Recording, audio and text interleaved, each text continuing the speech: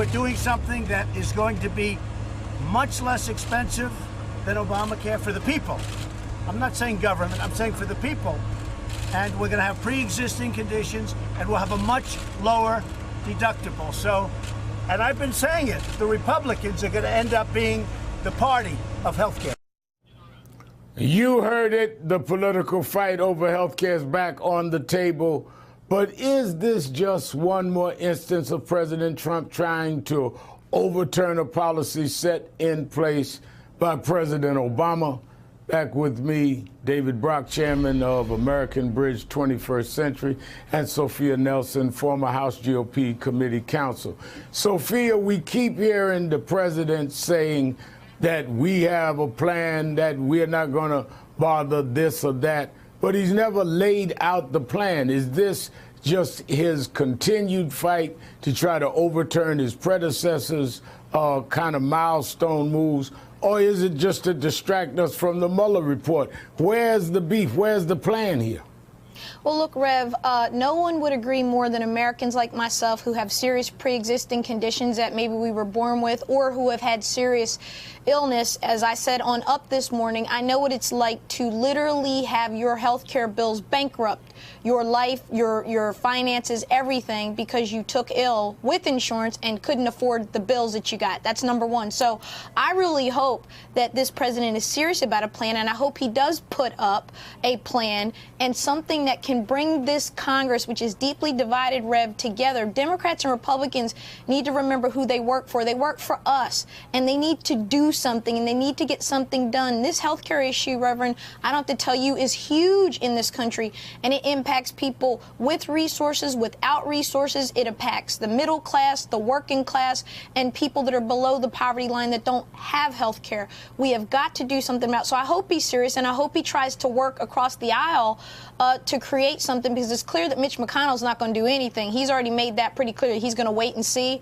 But I think if the president's serious, he can get some senators and others, I hope, that will work with him, and maybe they can find a way to work together.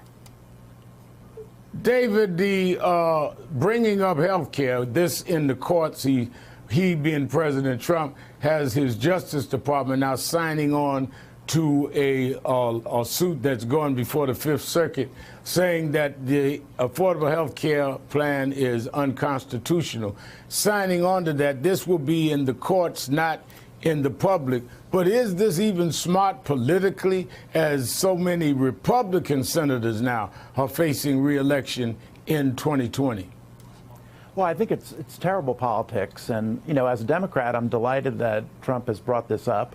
And let's hope we can have a Trump care plan that makes sense, but there's no evidence of that. For 2 years, the Republicans tried and failed to repeal and replace Obamacare.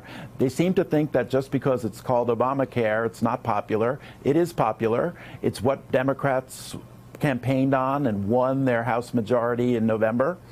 And now President Trump has to deal with the Democratic House. And so I don't see a prospect of them solving this problem. And you know what? The problem of pre-existing conditions, you've got 130 million Americans with pre-existing conditions.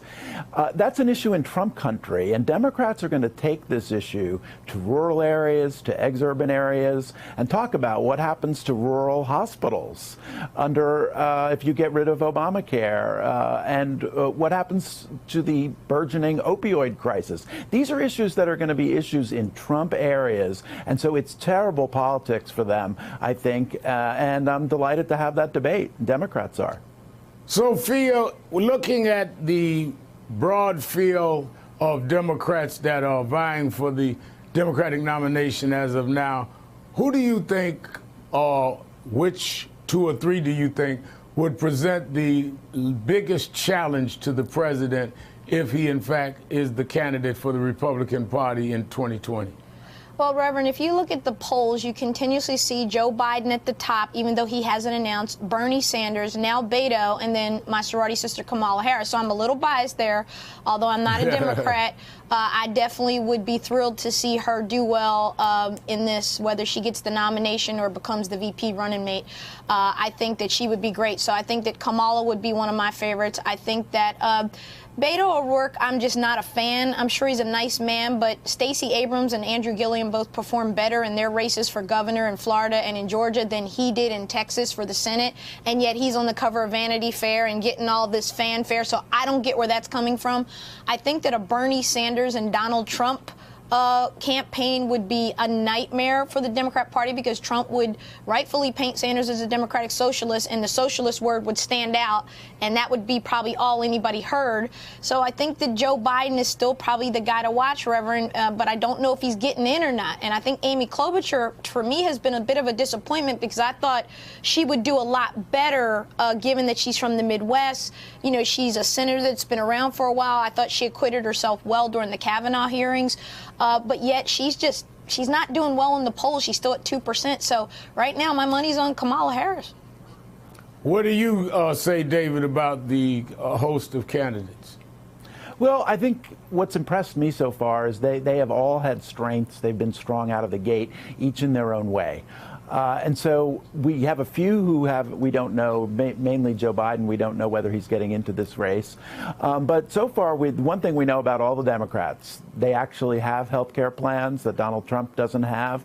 And I think each one in their own way has been very impressive so far. They're raising money. They're out there raising the issues that Americans care about. Not so much Russia, but issues like health care, issues about income inequality. So I think it's great that we have a big field. It's going to be a vigorous debate, and we'll see in 6 months where we are. All right. Thank you, David Brock. Thank you, Sophia Nelson. And we are going to take a break. We'll be right back.